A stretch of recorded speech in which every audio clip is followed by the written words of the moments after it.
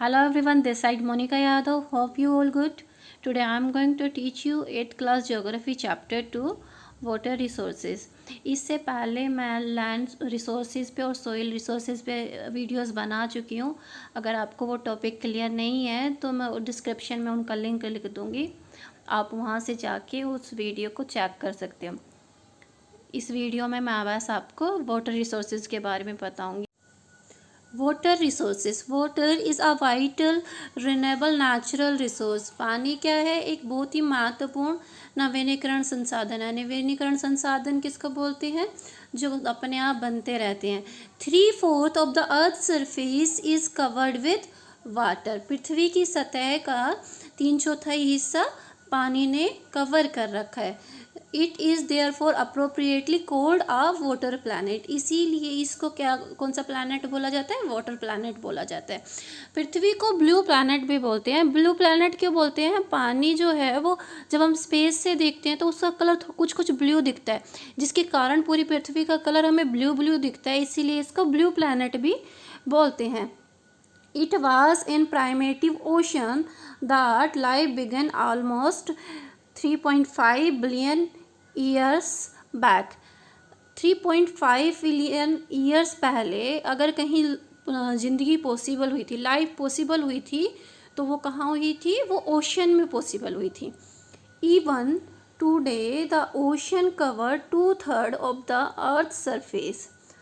अभी भी जो ओशन है ना, उन्होंने पृथ्वी की सरफेस का 2/3 हिस्सा कवर कर रखा है. And support are rich variety of plant and animal life. जिनमें बहुत सी वैरायटी होती है, प्लांट्स की बहुत सी वैरायटी होती है, और एनिमल लाइफ को भी ये सपोर्ट करता है. The ocean water is however saline and not fit for human consumption. जो समुद्र का पानी होता है ना, वो स्लाइन होता है. स्लाइन मतलब लवणीय होता है. नमक ज़्यादा होता है ना ओशन के पानी में, तो वो हम लोग यूज़ नहीं कर सकते. इसीलिए वो ह्यूमन कंजप्शन के लिए फिट नहीं बैठता. Fresh water. अभी पीछे हमने क्या बात की थी कि पृथ्वी का 2/3 हिस्सा जो है पानी ने कवर कर रखा है. मतलब पृथ्वी पर पानी तो काफ़ी है, पर उसमें से कुछ ही अमाउंट ऐसी है जो यूजेबल है, जिसको हम यूज़ कर सकते हैं. जिस पानी को हम डेली थिंग्स में, मतलब डेली वर्क में यूज़ करते हैं, उसको हम फ्रेश वाटर बोलते हैं. Fresh water accounts for only about 2.7%. जितना पृथ्वी पे पानी, उसका सिर्फ 2.7% ही फ्रेश वाटर है. Nearly 70% of this occur as ice sheets and glacier in Antarctica, Greenland and mountain region. इसका भी 70%, जो ये 2.7% है ना, इसका भी 70% पानी जो है वो कहाँ पे है? अंटार्कटिका, ग्रीनलैंड और माउंटेन रीजन पे एज आइस शीट और ग्लेशियर के रूप में है. Due to their location they are inaccessible. इनकी लोकेशन के कारण ये कैसी हैं? इनएक्सेसिबल है, मतलब ये यूज़ करने लायक नहीं है हमारे लिए. Only 1% of fresh water is available and fit for human use. जो ये फ्रेश वाटर है ना, इसका सिर्फ 1% पानी ही हमारे लिए उपलब्ध है और मनुष्य उसका यूज़ कर सकता है. ये पानी कहाँ पाया जाता है? It found as ground water, as surface water, in river and lake and water vapor in the atmosphere. ये कैसे कैसे है? जो ग्राउंड पे पानी है, ग्राउंड जैसे हम हैंड पंप वगैरह से निकालते हैं ना, उसको ग्राउंड वाटर कहते हैं. और सरफेस वाटर किस में मिलता है? रिवर का पानी है, लेक का पानी है, ये एक सरफेस वाटर के रूप में है. और वाटर वेपर जो हमारे एटमॉस्फेयर में पानी का कण होते हैं ना, उसको वाटर वेपर करते हैं. वो कैसे आते हैं? वो हमारे पास वाटर वेपर ऊपर जाते हैं, ऊपर जाने के बाद वो क्लाउड फॉर्मेशन करते हैं और फिर प्रेसिपिटेशन के रूप में वापस नीचे आते हैं. तो ये ही पानी है जो ह्यूमन के लिए यूजेबल है. इसी पानी को हम यूज़ कर सकते हैं. This picture show the water cycle. देखो, जब सूरज की किरणें किसी भी वाटर बॉडी पे पड़ती है तो क्या होता है? उसके कारण इवापरेशन होता है। इवापरेशन में के कारण जो है वाटर वाप जो ऊपर जाती हैं, वाटर वाप्स ऊपर जाती हैं। ऊपर जब हमारी हवा ठंडी हो जाती है तो वहाँ क्लाउड फॉर्मेशन हो जाता है। वो क्लाउड्स चलते चलते जब और दूसरे क्लाउड से मिलते हैं तो वो और ज़्यादा हैवी हो जाते हैं, और जब वो हैवी हो जाते हैं और वो पानी को नहीं रख पाते तो वो क्या करते हैं, प्रेसिपिटेशन या फिर रेन हम बोलते हैं ना। प्रेसिपिटेशन में हर चीज़ आती है, चाहे वो रेन हो चाहे वो ड्यू हो, सारी चीज़ें आती हैं। तो उसके थ्रू वो वापस लैंड पे आते हैं। जब बारिश होती है, अगर देखो माउंटेन रीजन में बारिश हो रही है तो वो क्या है, नीचे कहीं भी वो पानी इकट्ठा होता है और उससे फिर वो चैनल्स बनते हैं, रिवर के चैनल्स बनते हैं। लास्ट में वो पानी रिवर में जाके मिलता है और रिवर से वो पानी चलता चलता फिर वापस से ओशन में आ जाता है। तो ये एक प्रोसेस है जिससे पानी सी से लैंड की तरफ जाता है और फिर लैंड से वापस से ओशन में चला जाता है। इस सर्कल को हम क्या बोलते हैं, साइकिल ऑफ वाटर। अगर हम देखें तो पानी कहीं भी ख़त्म नहीं हुआ, पानी क्या हुआ, इवापोरेट हुआ। इवापोरेट होने के बाद में उसकी प्रेसिपिटेशन हुई। मतलब एक चीज़ समझिए, तो अर्थ पे पानी जितना है उतना का उतना ही रहना है, उसकी क्वालिटी पे फ़र्क पड़ सकता है, क्वांटिटी पे तो कोई फ़र्क पड़ना नहीं है उसकी पे। उसमें अर्थ में जितना पानी था उतना ही रहेगा, पर उसकी क्वालिटी पे फ़र्क पड़ता है। ये वाटर साइकिल के बारे में बताया गया है। Water can neither be added और nor subtracted from the earth. Water जो पानी है ना तो अर्थ पे ऐड हो सकता है, ज़्यादा और ज़्यादा पानी अर्थ पे आ सकता है, और ना ही अर्थ पे जितना पानी है उससे कम हो सकता है। Its total volume remain constant. जिसकी जितनी वॉल्यूम है वो उतनी ही रहनी है। Its abundance only seems to vary because it is in constant motion, cycling through the ocean, the air, the land and back again। जो देखो सोर्स में इसके में चेंज आ सकता है, पर जितनी इसकी वॉल्यूम है उतनी तो रहनी रहनी है। ऐसा क्यों होता है कि एक मोशन होता है साइकिलिंग का, क्या ये सी से एयर में जाता है और एयर से लैंड पे जाता है और फिर वापस बैक आता है। मैंने पहले भी आपको ये प्रोसेस समझाया था। Through the process of evaporation, precipitation and run of. Evaporation, जब धूप पड़ती है तो पानी वाटर वेपर के रूप में ऊपर जाता है। प्रेसिपिटेशन, चाहे बारिश हो चाहे ड्यू हो वगैरह के रूप में वो वापस अर्थ पे आता है। और रनवे, जब वो पानी ज़्यादा हो जाता है तो वो क्या बनाता है, रिवर्स के चैनल बनाता है और रिवर में ऐड हो जाता है, और रिवर के थ्रू जो वो ओशन में जाता है ना उसको ही रनवे बोलते हैं।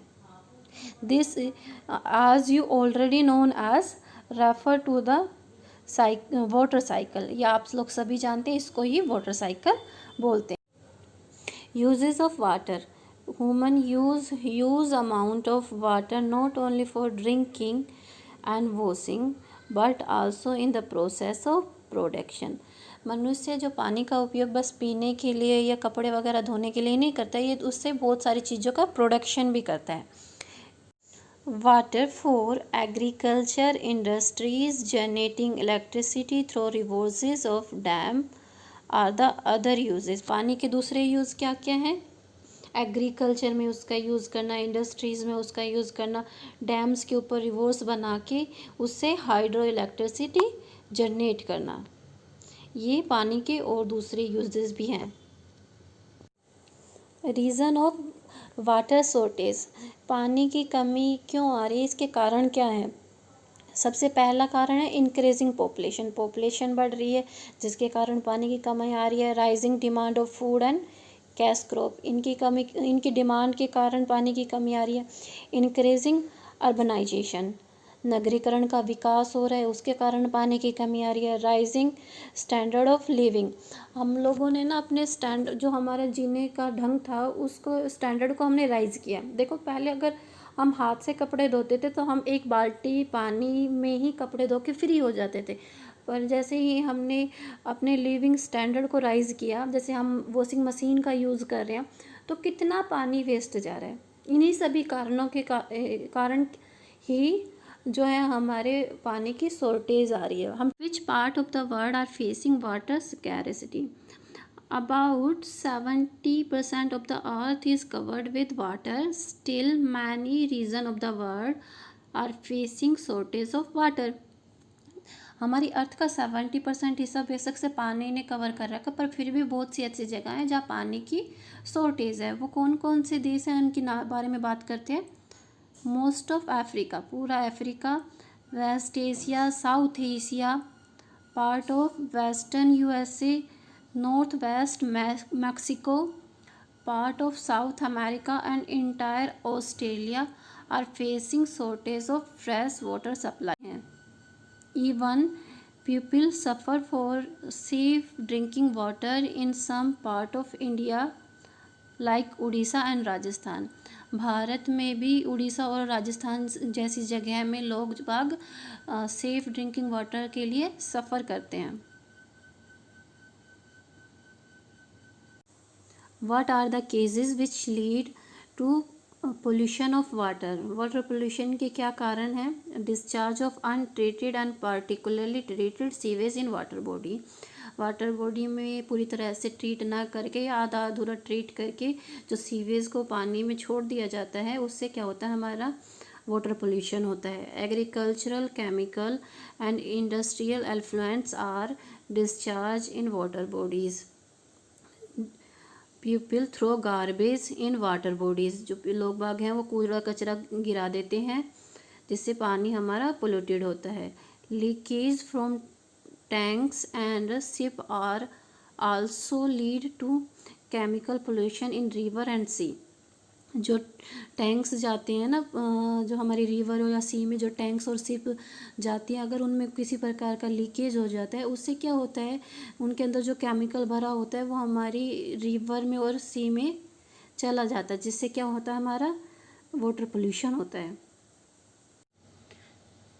पानी वैसे अर्थ पे बहुत है, पर हमें इसको सेफ क्यों करना चाहिए, क्योंकि जो है फ्रेश वाटर बहुत कम है और हमें चाहिए क्या है, फ्रेश वाटर चाहिए. तो पानी को हमें कंज़र्व करके रखना चाहिए. ये कुछ मेथड है जिसके द्वारा हम पानी को कंज़र्व कर सकते हैं. Water pollution can be control by treating effluents suitably before releasing them in water. जो कंपनियों से जो ये निकलती है ना, ये गंद निकलती है, उसको हम पहले ही ट्रीट कर दें और फिर उसको वाटर बॉडी में शामिल करें, तो हम क्या रोक सकते हैं, वाटर पोल्यूशन को रोक सकते हैं. Forest and other vegetation cover slow the surface runoff and replenish underground water. Forest और अनेक प्रकार की जो वेजिटेशन होती हैं वो क्या करती है, जब बारिश के टाइम पे हमारा पानी एकदम से बहता है ना, जल्दी जल्दी बहता है, तो उस रन ऑफ को वो क्या करती है, स्लो डाउन कर देती है. अगर बीच में पेड़ पौधे होंगे, घास होगी, तो वो पानी की स्पीड कम हो जाती है और जो अंडरग्राउंड वाटर है उसके लेवल को अभी अप करते हैं. Water harvesting is the another method to save surface run off. Water harvesting के द्वारा भी हम इस रन ऑफ को रोक सकते हैं. वाटर हार्वेस्टिंग क्या होती है, अपने जो घरों की छत है उनके पानी को हम एक पाइप के द्वारा एक टैंक में ले आएँ, उसको वाटर हार्वेस्टिंग बोलते हैं. इसके कारण, इसकी मदद से हम जो है रन ऑफ को रोक सकते हैं. दूसरा, उस पानी को हम यूज़ कर सकते हैं. तो रेन वाटर हार्वेस्टिंग एक अच्छा मेथड है. Use sprinkles for irrigation. जो वो पेड़ों में हम पानी देते हैं ना, फसलों में जो पानी देते हैं, उसके लिए हमें क्या यूज़ करनी चाहिए, स्प्रिंकल्स यूज़ करनी चाहिए. और लास्ट में है drip irrigation. Drip irrigation is more better than sprinkle irrigation.